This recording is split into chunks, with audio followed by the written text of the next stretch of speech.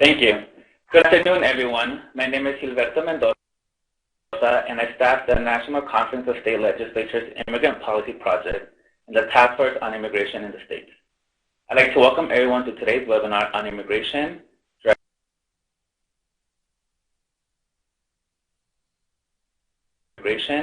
driver's licenses, and real ID. NCSL thankfully acknowledges the John D. and Catherine T. MacArthur Foundation for sponsoring this webinar. Several states have enacted legislation extending driver's licenses to unauthorized immigrants, and states must also consider federal requirements for issuing driver's licenses under the Real ID Act. This webinar will provide an update on state laws, Real ID, and show a state perspective on how states are weighing their next steps. We will hold a question and answer session following the final presentation. For those joining us via the web, please feel free to use the chat box in the lower left part of your screen to submit your questions at any time.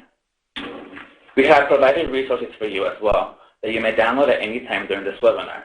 Simply click on the Media Library icon in the upper right-hand corner of your screen.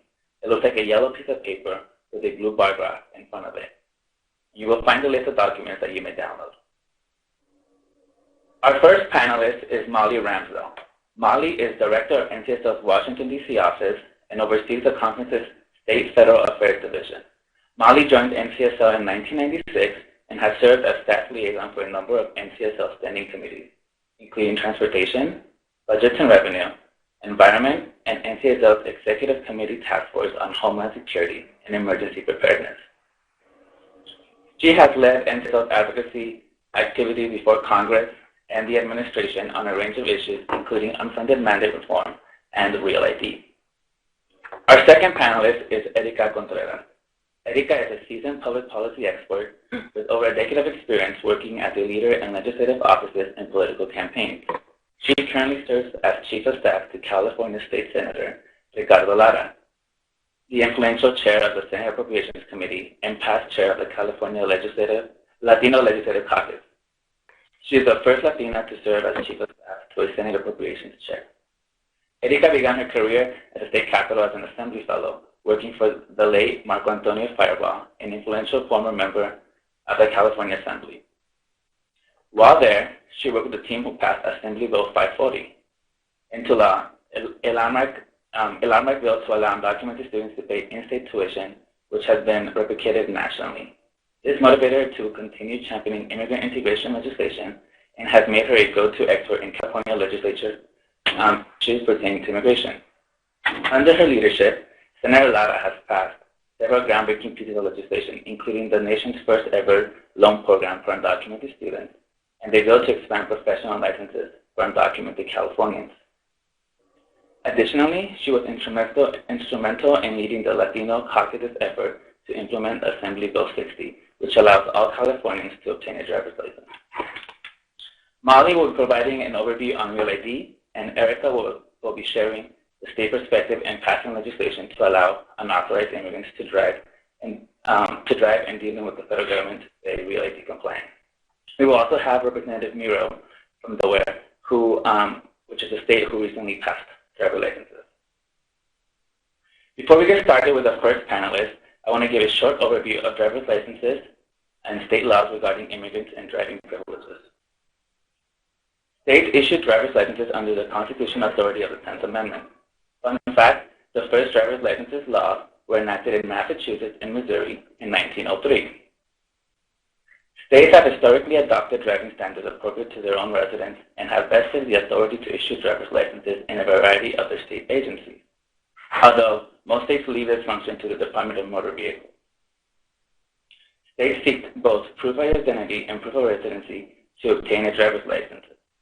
Further, states specify acceptable identification documents that must be presented to obtain a driver's license, including foreign identification documents and federal identification documents to prove lawful presence in the U.S. This all changed after 2011. Before 2011, most states had very limited restrictions on who could obtain a driver's license. After the September 11 terrorist attacks, both the federal and state governments acted to strengthen the integrity of identity systems and thus driver's license. As of today, 12 states in the District of Columbia have enacted laws to allow unauthorized immigrants to obtain a driver's license. These states, California, Colorado, Connecticut, Delaware, Hawaii, Illinois, Maryland, New Mexico, Nevada, Utah, Vermont, and Washington issue a license if an applicant provides certain documentation such as a foreign birth certificate, a foreign passport, or a consular card, and evidence of current residency in the state. Prior to 2013, laws in New Mexico, Washington, and Utah allowed unauthorized immigrants to obtain a driver's license. 6 of these states in D.C. extended driving privileges in 2013. In 2013, Oregon enacted Senate Bill 833 that provided driver's licenses for unauthorized immigrants. However, in 2014, Oregon voters approved ballot measure 88 and suspended the law by 67 to 33%. You can find more details about each state law by downloading NCSL's driver's licenses for immigrants fact sheet in the media library. As of today, Delaware and Hawaii are the only states to enact laws providing driving privileges for unauthorized immigrants in the 2015 legislative calendar. The Governor of Hawaii signed House Bill 1007 into law on July 2nd. Governor Markell signed Delaware Senate Bill 59 into law on June 30th. Summaries of the bills are on your screen.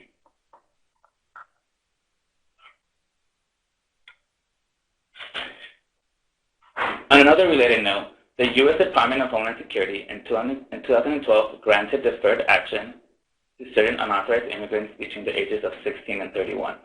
The deferred action of child arrival policy permits people to remain in the U.S. for a renewable 2-year period and to apply for work authorization. The Real ID law includes deferred action as evidence of lawful status, but since states establish driver's license requirements, deferred action does not automatically make up this group of people eligible.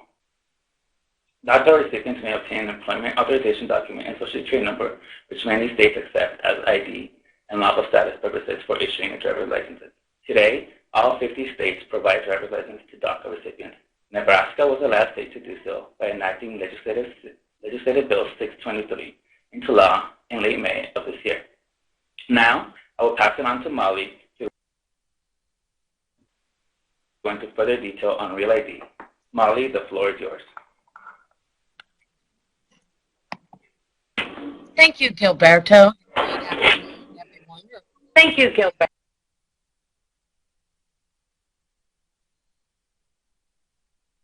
Thank you, Gilberto. And good afternoon, everyone, or good morning to those of you who are on the West Coast or further west. As you heard from Gilberto, a number of states have enacted legislation to address the issue of providing an alternative driver's license to unauthorized immigrants. And for the most part, this is because of state efforts to comply with the 2005 federal law known as the Real ID. What I'm going to do in the next 7 to 10 minutes is give you some background on the Real ID, talk about several of its requirements, specifically those related to lawful status, going to talk about the state responses then and now. We're going to talk about implementation, enforcement, and some deadlines that are pending. So just to give a little bit of history, after the tragic events of September 11th, as you may all remember, there was the 9/11 Commission, an independent bipartisan commission created that released a 400 to 500 page report that included a recommendation that stated that the federal government should set standards for the issuance of birth certificates and sources of identification such as driver's licenses. In response to that report, in late 2004, legislation was adopted to implement a lot of those recommendations, the Intelligence Reform and Terrorism Prevention Act, and as part of that, it created a negotiated rulemaking where the feds and the states would all be at the table to establish or come up with agreeable standards for the issuance of driver's licenses and IDs. That legislation in May 2005 was repealed.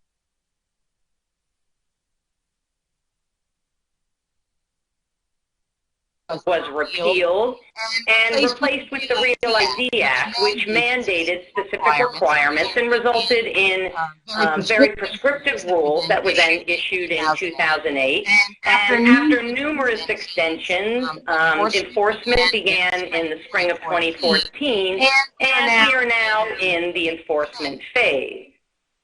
So what does the Real ID require of states? In general, it requires states to adopt certain standards for the issuance, security, integrity of their driver's licenses, and this is everything from potentially kinds of card stock to what documents need to be retained, and in all 56 licensing jurisdictions. And if a state does not adopt these, their driver's license will not be acceptable for federal purposes. And those federal purposes are defined as accessing a nuclear power plant, accessing certain federal buildings, and the one that we hear the most about is boarding a commercial aircraft. And the one that we obviously need to talk a little bit more today about is that it includes requirements that individuals must show evidence of their lawful status in the U.S. Molly, this is Trish. I'm very sorry to interrupt you. Yes. But you have an echo. If you could please.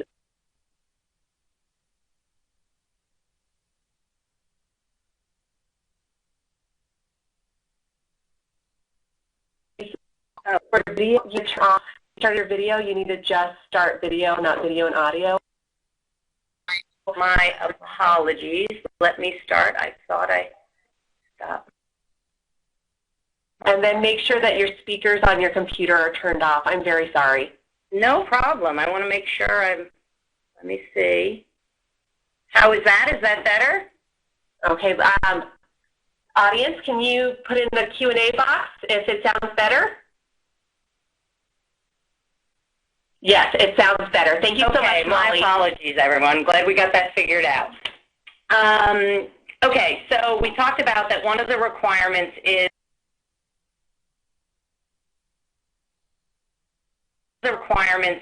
that states have to, that individuals applying for a driver's license have to show their lawful status in the U.S.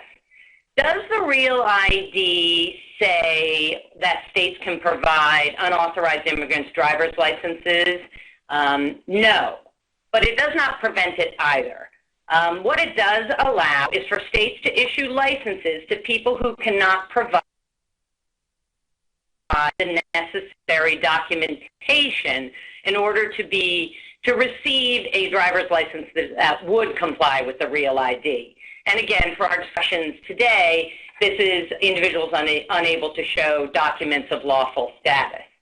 So if a state decides they want to do this, they will have to operate what is basically referred to as a two-tiered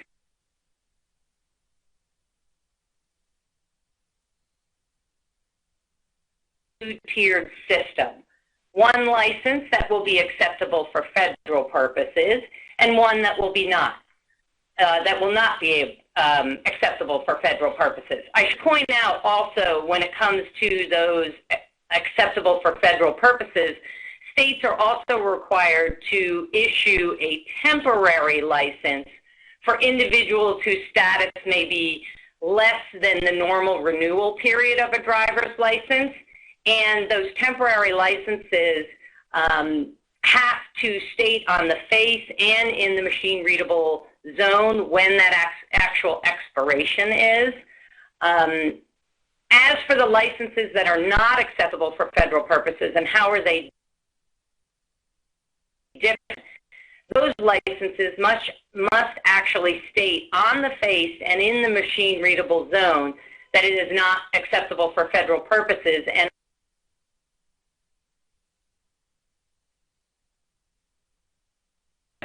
under the law and in the final regulations, they're required to have a unique color or design that distinguishes them from licenses that meet the federal standards. I mean, we've had many internal conversations here. I mean, The reason why this is because that's the way the legislation was written. You know, it's kind of in reflecting back, you know, probably a better way to have written the legislation would be to have some kind of affirmative statement on the acceptable licenses, but it is what it is, and that's the way the legislation was written. There are lots of concerns about the two-tiered. A lot of concerns have been raised around the fact that someone who has this license that is not acceptable for federal purposes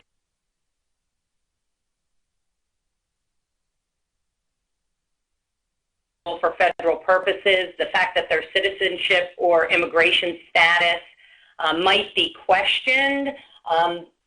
If you read what DHS says about this, is they said a not for federal identification or a similar mark means that the issuing state offers its residents the option to attain a driver's license or identity card which is not compliant with the Real ID, and that the license holder has chosen to exercise that option.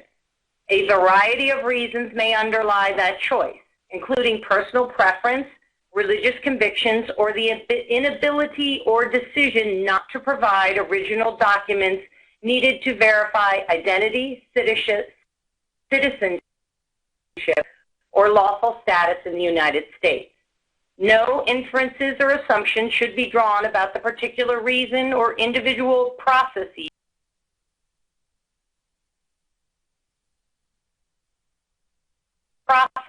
a card with this mark, including inferences or assumptions about the person's citizenship or immigration status. So again, a state has an option not just for the immigration status, but the fact that they may be interested in offering an alternative driver's license to individuals who don't have that documentation, or for citizens who don't feel like going through that process. Again, I want to mention, and it's highlighted here on this slide, that DHS reserves the right to approve whatever the state design is regarding those alternative licenses that will not be accepted for federal purposes. One other thing I want to touch on is what about an enhanced driver's license? Because we do get a lot of states calling us asking if an enhanced driver's license is an option. Enhanced driver's licenses were something that was created through the Western Hemisphere Travel Initiative. And what it is that the enhanced driver's license does provide travelers with a low-cost, convenient alternative for entering the United States from Canada, Mexico, or the Caribbean through land, sea, or port, in addition to allowing someone to drive with it in the state. However, an enhanced driver's license is for U.S. citizens only. So not only are unauthorized immigrants not eligible for this, but authorized immigrants as well. And there are a few states actually who are not in compliance who do at least have this. The states that currently issue enhanced driver's licenses are Michigan, Minnesota, New York, Vermont, and Washington State. So how have the jurisdictions responded? Oops, my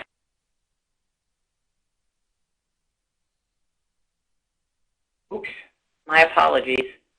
I clicked the wrong button, didn't I?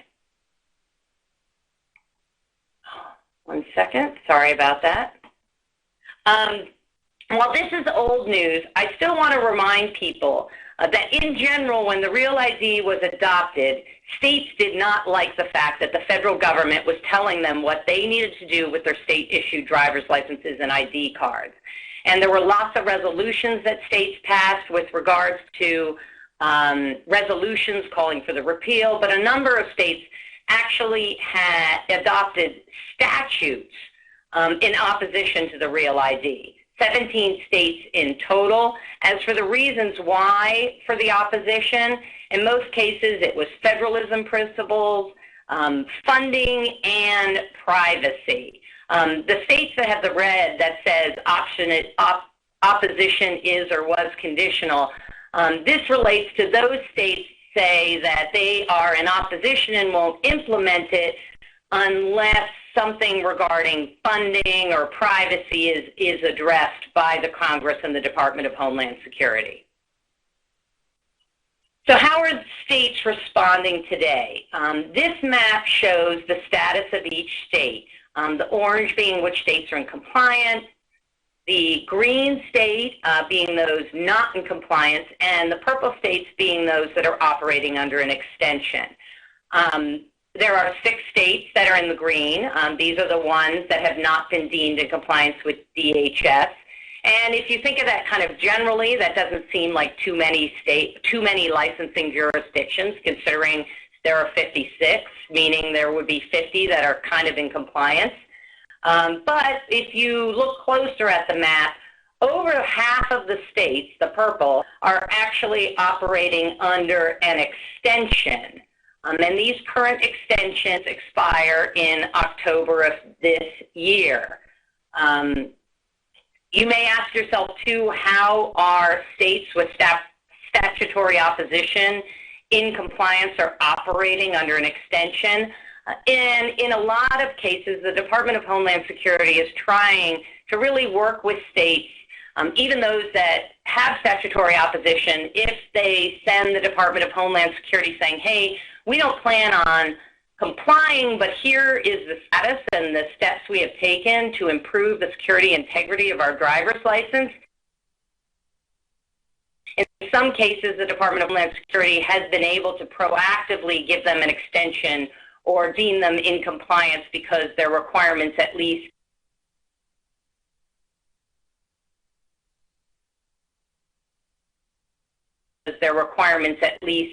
meet the requirements of the law or the spirit of the law. What happens, I should mention, if your state is not in compliance?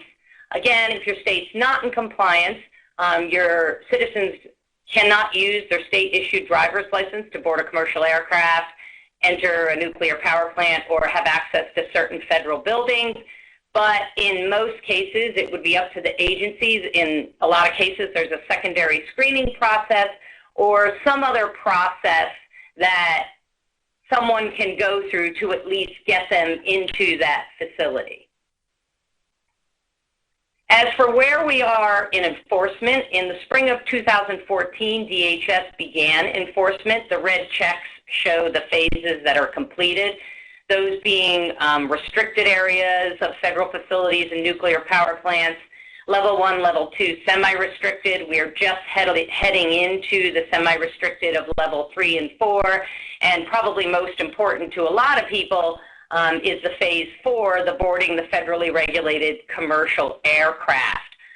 Where we stand on that is that DHS is actually in the process of reviewing the experience of the enforcement on the phases they have already done, with the idea that they would learn from that, and the idea is that they will release some type of guidance on how the enforcement will work regarding phase 4, but this will be no sooner than January 1st.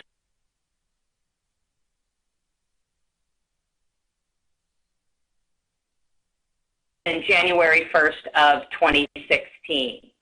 I should also mention that in the enforcement, there are some activities that are carved out.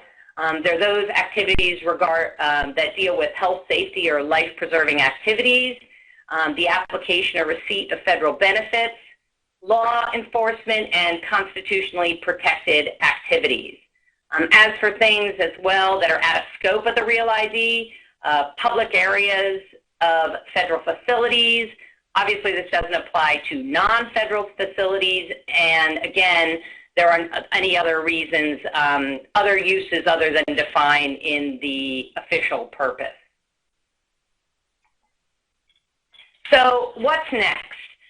We have all of the current extensions that expire in October of 2015.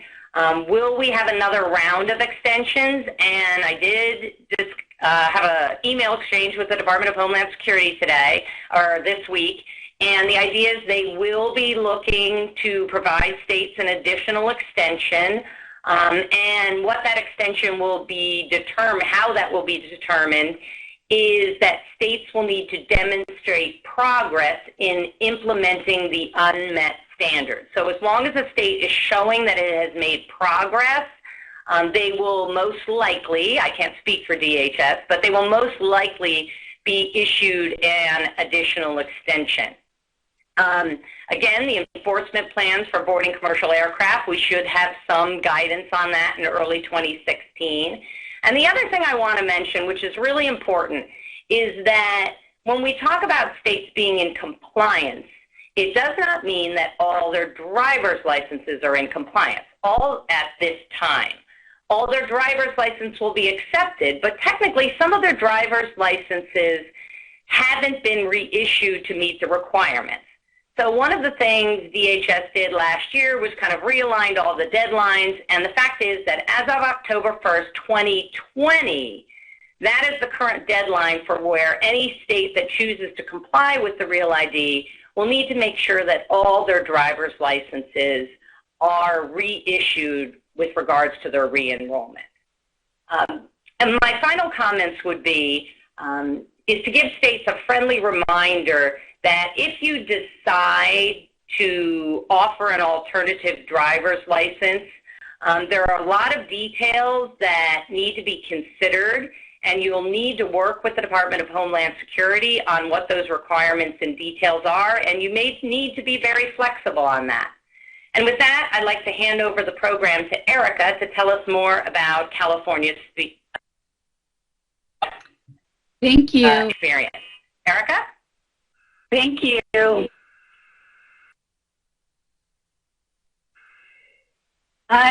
Give me 1 second. I'm turning on my video.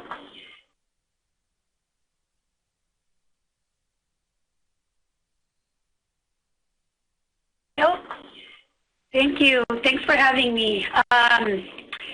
AB 60 was an effort here in California that, I guess I'll go back a little bit further. The driver's license here in California has been a point of conversation, discussion, and has been attempted to be moved for over a decade. Our legislature was finally successful with the support of the Legislative Latino Caucus in 2013. The bill was authored by Assemblymember Alejo, and it was championed by Gil Cedillo for years prior to the success in getting it implemented into law. So this conversation for us in the legislature here in California has been ongoing for many, many years. So having now been successful in accomplishing, obtaining driver's licenses for unauthorized individuals here in California is, it's an area of great pride, and, everybody here, I think our body, our legislative body is very, happy that they were successful in obtaining the driver's license, and that they still have a lot of work to do in ensuring that the implementation continues to be successful. So when we look at AB 60, the law was approved in the fall of 2013 and signed by Governor Brown October 3rd, 2013. It took effect January 1, 2015. And initially, our legislature was concerned, many members of our body here in the Senate and also in the Assembly were concerned that the delay was too far out, and that too many people would have to wait too long to have access to this benefit, to be able to take the driver's test to obtain this driver's license. But, in hindsight, I think our members of the legislature and the department and the governor, I think, would all agree that it was an appropriate time to be able to work out issues that were not thought of during the time that the bill was being debated as a legislative proposal. There was a lot of collaboration between our legislators, the author of the bill, the Department of Motor Vehicles here in California, the Transportation Agency, and the administration on trying to make sure that the bill was moving along and that we were successful in obtaining a driver's license that met the requirements of the federal government, but also that did not, create markings on a driver's license that were going to create unintended consequences for the communities that our legislature was trying to provide relief for. Our legislature was concerned specifically with discrimination against the population that, that they were fighting to provide this driver's license for. And so the marking for them was going to be an issue that was going to be highly debated, but also that they wanted to make sure that we found that balance between meeting the requirements of the design elements for the federal government, the security elements, but also that the markings were not so obvious that anybody of the public who wanted to basically abuse them would do that. So the conversations before the implementation of the law were very important, and the conversations after the implementation of the law were actually just as important, if not more important, to allow us to get the rollout successful in California. The bill itself does allow undocumented immigrants here in our state to obtain the driver's license. And it requires the DMV to develop regulations for the use of documentation to prove identity and also residency in our state. As far as the implementation, the DMV estimated that 1.4 million immigrants would apply for driver's licenses over the first 3 years of implementation. And so they worked very closely with the administration and the legislature to make sure that they were prepared to have the appropriate staffing, the appropriate offices, and access to that 1.4 million applicants. Because the DMV was also getting ready to prepare to deal with a population perhaps that their employees were not, trained to deal with, there were cultural and diversity sensitivity programs created for the DMV employees to prepare them for implementation. The development of the regulations was a very key piece in the implementation of the driver's license, and began immediately after the law was signed through emergency regulations, but it required a lot of input from the public. The public was, in our experience, very, very engaged and very helpful in providing information to the DMV about what types of documents they have to prove their identity. In some cases, it was fairly easy for individuals that were interested in obtaining a driver's license to be able to provide their identity and obtaining the driver's license. They could provide a passport, they could provide a matrícula consular from Mexico, for example. But in other cases where there were people from other countries where they didn't have access to a passport readily available, or they didn't have the documentation available here in this country, there was going to be a mechanism for there to provide multiple documents to prove their identity and their residency here in California. So as far as the regulations, documents for the DMV that are accepted for identity purposes include California driver's licenses issued, California identification cards, Mexican federal electoral cards, Mexican passports, Mexican consular cards, foreign passports. Regulations also authorize other documentation such as rental or lease agreements with signatures of owners and landlords, medical documents, home utility bills. The combination of a lot of documents will also allow individuals seeking to obtain a driver's license in California to be able to compile the documentation for their identity to be able to obtain a driver's license. Of course, for those that are unable to provide identity with already approved documentation approved by the DMV and Transportation Agency,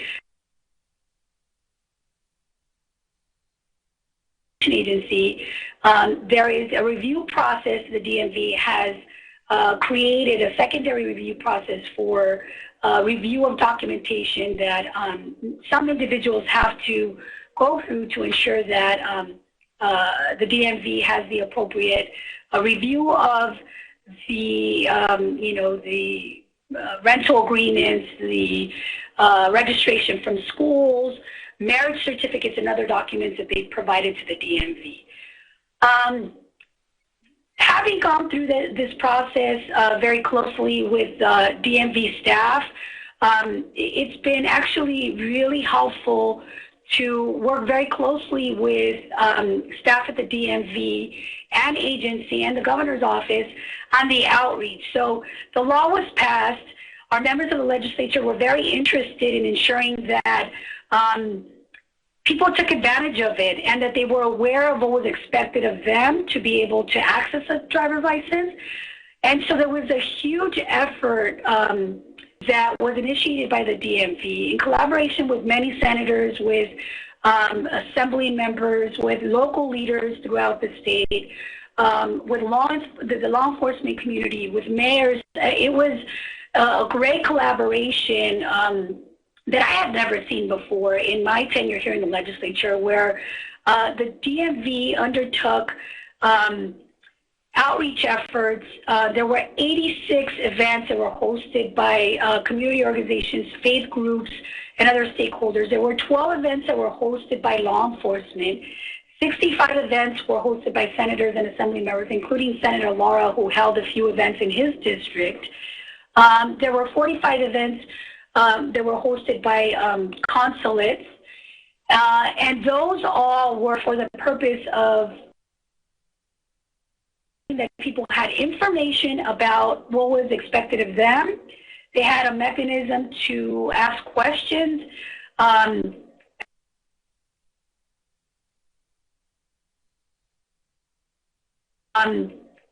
Up specific scenarios, and also be given information about what they should be doing to prepare to study and get ready to pass a driver's test, which was huge because as we talk about access to the driver's license, one of the key reasons why our legislature wanted to have the driver's license is we wanted greater safety on the roads.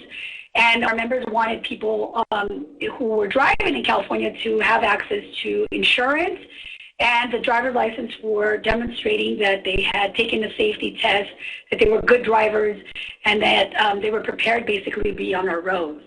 As far as the statistics thus far, we obtained statistics from the DMV, up-to-date statistics, and as you can see, the last statistics, June 20th through the 26th, we have 13,000 applicants who received a driver's license during that period of time. Total approximate numbers to date from January 2nd to date are 393,000 driver's licenses. Approximate number of AB60 customers to visit this week, that week that you have there, the 20th through the 26th, was 35,000 applicants. Approximate number of visits to date are 1.4 million people. So as you can see, there has been a tremendous amount of interest, and many people have taken advantage of the law and have availed themselves of the test, and many actually have driver's licenses in hand and have taken advantage of this important law in California. Pass-fail rates I included in the slide for the purpose of ensuring that as other states implementing a driver's license, that they also focus on ensuring that people get prepared before the implementation of the law. and that the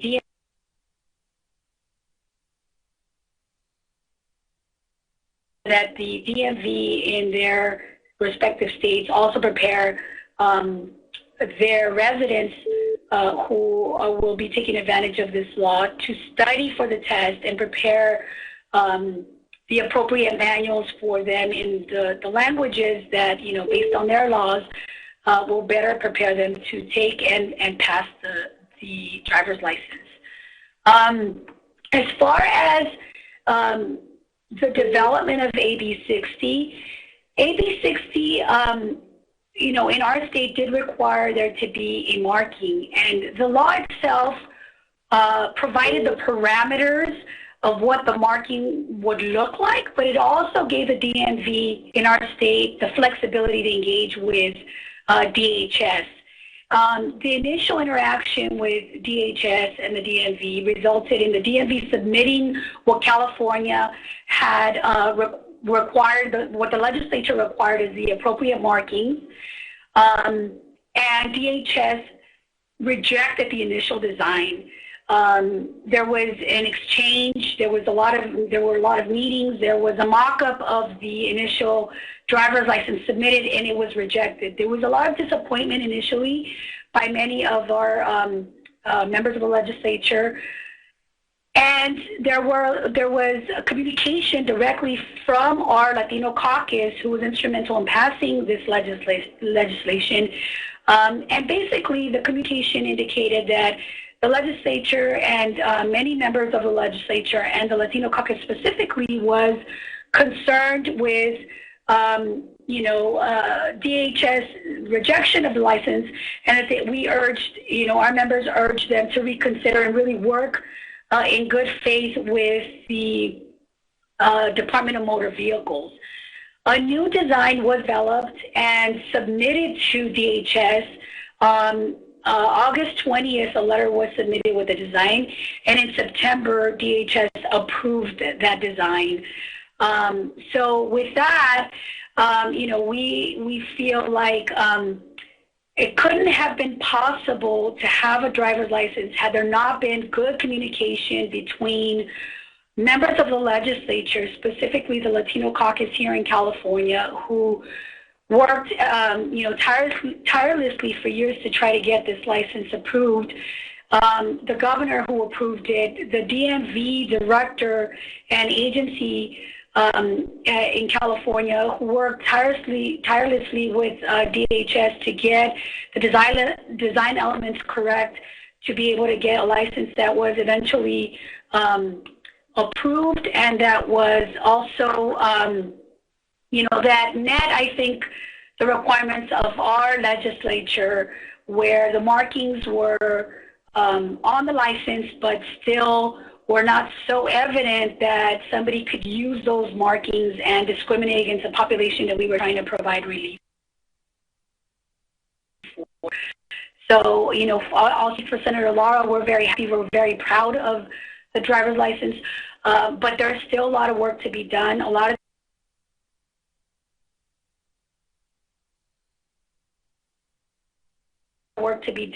of consideration needs to happen as we look to continue the implementation of the driver's license. Lessons learned for California are that the delayed implementation was helpful in ensuring that we worked out the design elements with DHS, that we were in fact meeting the goals of providing relief for this population, that we were not creating unintended consequences, and that as other federal laws like the Motor Voter Act and the Real ID Act continue to be implemented by our states, that we also understand how those laws will affect the AB 60, in our case AB 60 applicants, and that we don't create unintended consequences for them. So thank you so much for the opportunity to present, and I'll pass this on to Gilberto. Thank you, Erica. Representative Miro, are you on the line?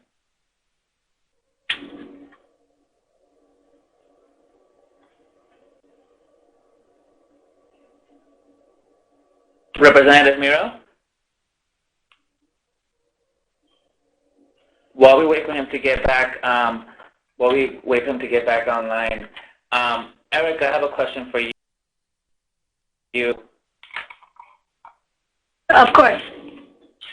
You mentioned that law enforcement was involved with the outreach after the bill's passage.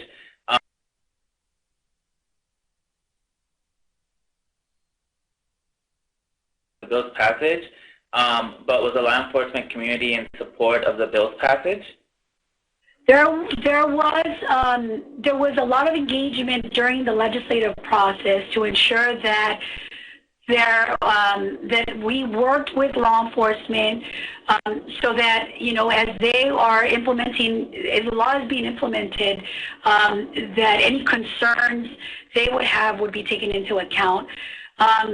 I can't say overall that law enforcement was supportive of the measure, but there was, clear communication and collaboration with them during the drafting of the legislation, and there were certain segments of law enforcement that were supportive. Individual law enforcement agencies did come out in support. Not everyone was in support, but many were in support of the law, and many were neutral. Once law was implemented, obviously they were, very helpful in ensuring that the law was followed and that they were able to work with our community members and our leaders to ensure that they were doing their part in working with our community members. In some cases, people without status feel intimidated by law enforcement. So the purpose of a lot of the outreach with law enforcement and to have law enforcement participate in these workshops and these trainings for the community was to make sure that the community knew that law enforcement was there to support them and to work with them, and that they shouldn't be scared and they shouldn't be intimidated. And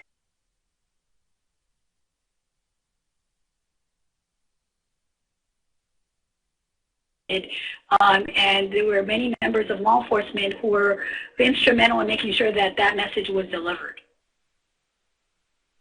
Great, thanks. A question from Molly, and I'll let her come back on. There you go. How can DHS enforce the non-compliant licenses if they're not good for federal purposes anyway? Thanks, Gilberto. This is one of the kind of tricky parts about this. The way that DHS can enforce that is basically if the non-compliant licenses, or let me put it this way, because I hate to use the compliant, non-compliant, because it's really the state that is in compliance and not compliance, and then there are licenses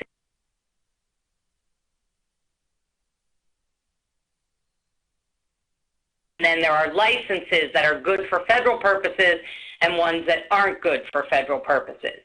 And in order for a state to remain in compliance with the Real ID, there are requirements that its license that is acceptable for federal purposes has to meet. And if they decide to issue a license that is not accepted for federal purposes, those licenses have to meet certain requirements approved by DHS as well. And if that other alternative license is not approved by the Department of Homeland Security, then the Department of Homeland Security can then decide that the state is not in compliance. One thing that also people need to remember is that until we get to that October 2020 date, when full enforcement, as I call it, and when all driver's licenses will be re-enrolled, there will be a period of time in states where a state will be in compliance, and there will be some of its licenses or individuals holding licenses that haven't gone through the process, and there will be technically licenses that, in California's case, not knowing your re-enrollment, there will be a period of time where you have licenses that are good for federal purposes, licenses that aren't good for federal purposes, and then you're going to have a third licenses, those from individuals who haven't been re-enrolled. So until we get to kind of the natural progression of re-enrollment, which for all states, some states it may happen sooner, but for all states it must be done by that October 2020 deadline. I hope that helps. One thing I'd also like to mention is we had kind of pop up here. I want to mention that when I put up the states that had the statutory opposition, again, that was a then, and a lot of states, let's be clear, have improved the security integrity of their driver's licenses. And I want to mention that Arizona actually adopted legislation this year saying that they were going to come into compliance. Thank you, Molly. A question for Erica. Are DACA recipients handled differently with AB 60? They are. Actually, DACA recipients in California, because DACA recipients receive a Social Security number, they actually don't have to apply for AB 60. They could apply for a regular driver's license. Because remember, the requirement in California for access to the regular driver's license is a Social Security number, and for purposes of DACA, these individuals do have a Social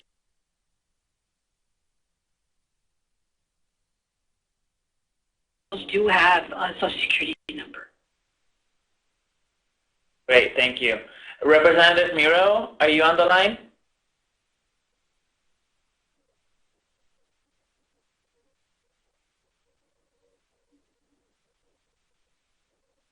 I think we're having technical difficulties.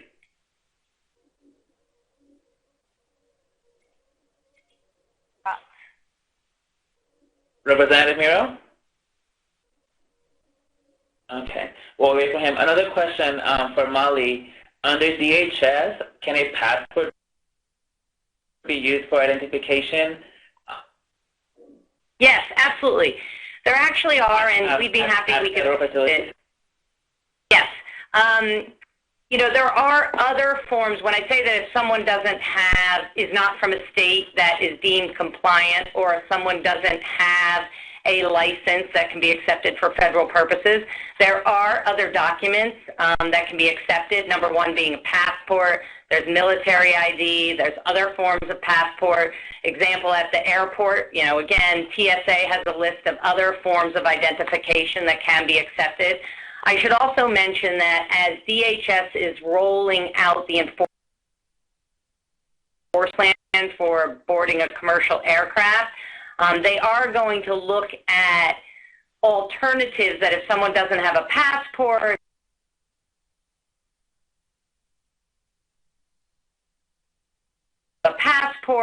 if at least they have a driver's license from the state, even if it isn't a state that is in compliance, are there maybe other identification sources outside of a passport or a military ID that in combination and maybe some secondary screening, or in addition, could allow that individual to get through security faster. A reminder, too, that in a lot of cases, at least, at these federal facilities and at the airport, for example, if I show up without my ID and I've lost it, there are procedures. It just may be, you know, take more time for me to get through security. And obviously, if we have a number of states and a number of people at the airport, this becomes, you know, a serious problem at the airports. You know, they can handle 1 or 2 people, but not if, you know, there are 50 people that need to go through this process.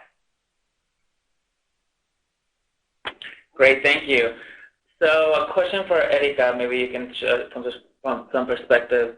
Some policymakers don't want to vote on a bill to provide driver's licenses, stating that immigration is a federal issue and that state action to override the federal government is not legal. How do you respond to this position? Say the second part of the question. I'm sorry, I couldn't hear the second part. That immigration is a federal issue, and that, hold on, let me pull it back up. Immigration is a federal issue, and the state actions to override the federal government aren't legal. Has the federal government taken action against any other state driver's license provisions, and how do you respond to the federal action versus the state? Hey, Gilberto, can you hear me? There's Representative Miro. Yes. Well, hold on. We'll let Representative Miro speak for a few minutes. Representative Miro from Delaware? Yes, can you hear me? Yes. Okay. Let me know when you're ready. We are ready now. Can you please talk about the Delaware legislation that you helped pass this session? Yes, thank you, Roberto, and good afternoon, everyone, or good morning, depending upon where you are. My legislation here in the state of Delaware was a SB 59, which was signed by Governor Martell on June 30th. Can you hear me? Yes. Good. And what it does, this was actually, let me go back and give you a little history on this. We created a task force of 25 people last year, and we met for one entire year trying to get support from the insurance companies so that they would be given the opportunity to the new licensees to carry insurance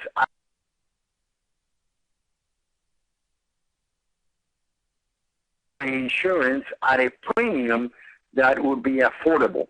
Initially, what they wanted to do was to provide the insurance at a higher premium because they indicated that there was no history, no track record to those individuals that were coming on board. So they did not have, I guess, the preferred status for the premium. We worked through that. We engaged the law enforcement personnel at the state level as well as the municipalities. And at the end, they came in support of the legislation. We also engaged the Homeland Security personnel. And of course, DMV was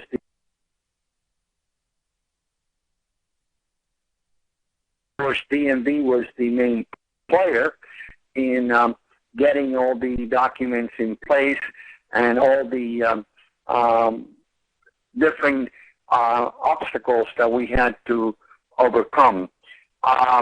Community leaders were much part of this task force, as well as the chair of the Hispanic Commission, which I was the chair until 2 years ago, and my term ran out.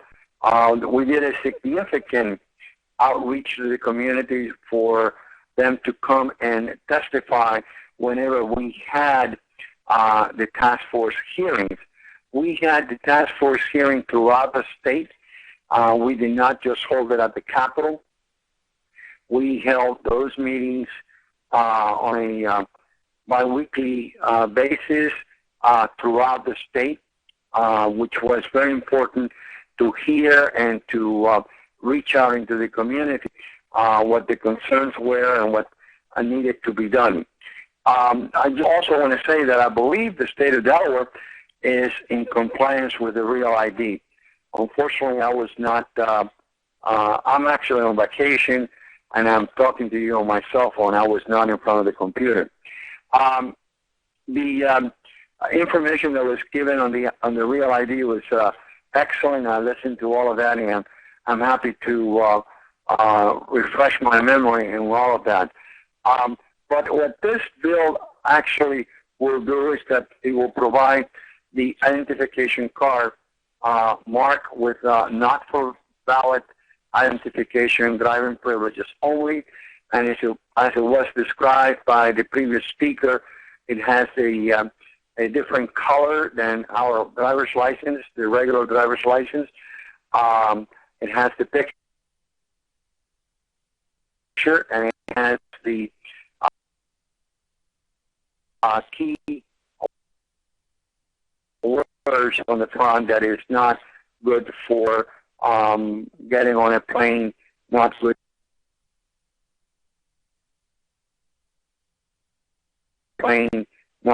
for identification at a nuclear plant or any of the other facilities that will require the federal driver's license. The applicants will have to submit themselves to a fingerprint at a police station. They will have to sign an affidavit confirming their identity. They will have to show a tax return for the last 2 years. That is a tax return for the state of Delaware. Or they will have to be a dependent of someone who has filed the Delaware tax return for the last 2 years. They will have to provide proof of the foreign nationality or school identification card. They will have to provide proof that they have lived in the state of Delaware for at least 2 years. And the reason we did this is there was a big concern in at the meetings that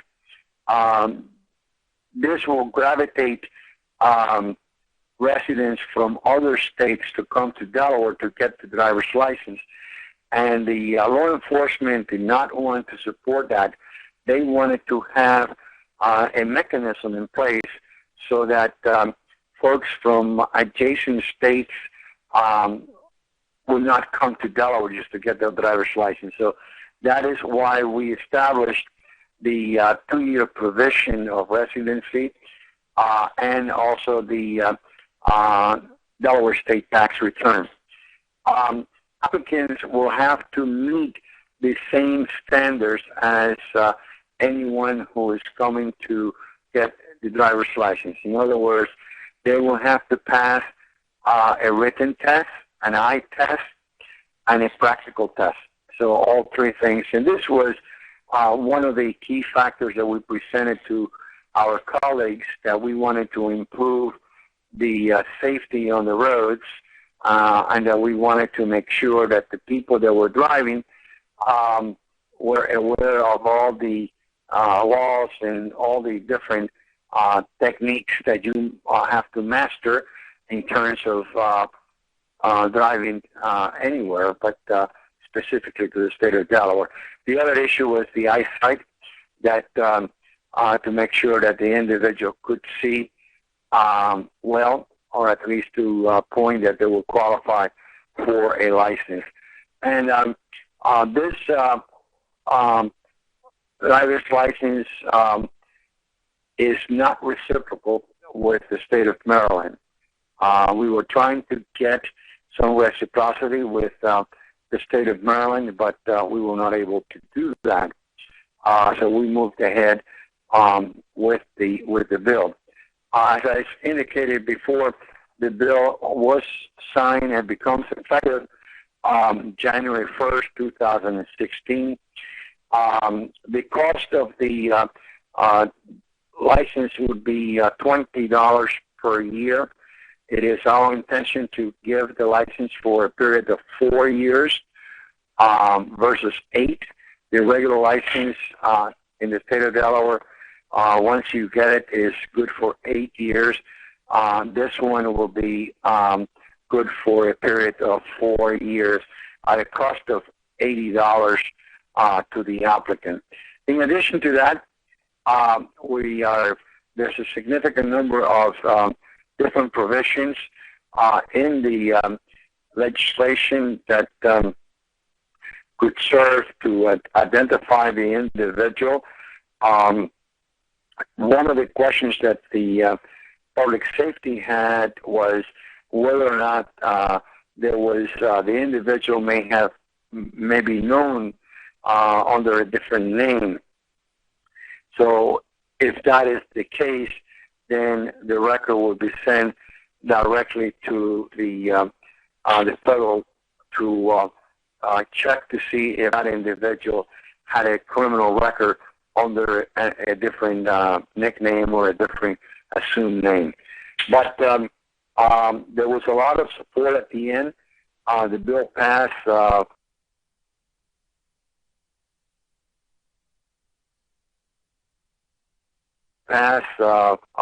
with a good margin, both in the Senate and in the House.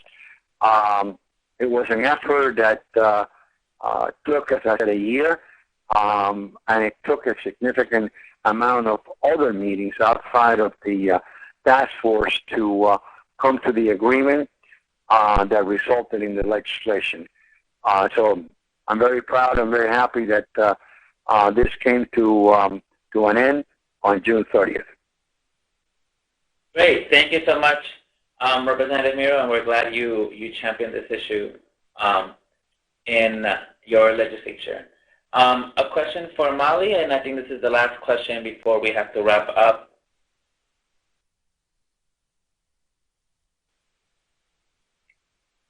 There you go. Can DACA recipients receive Real ID compliant licenses? Yes, this isn't. Go ahead. Was there more? Yeah, for federal purposes.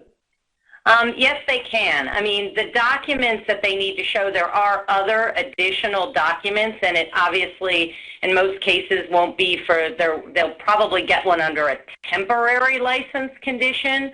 But it is my understanding that that is an option under that they can get a license that is good for federal purposes.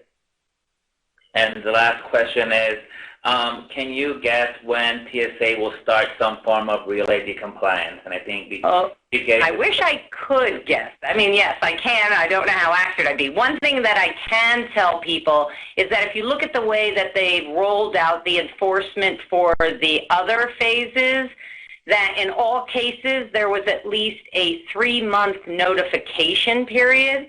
So at a minimum, I think what will happen is they'll roll out a plan, and then as part of that, sometime in the future, they'll have a 3-month notification plan, and maybe with the driver's license, because it's a larger universe of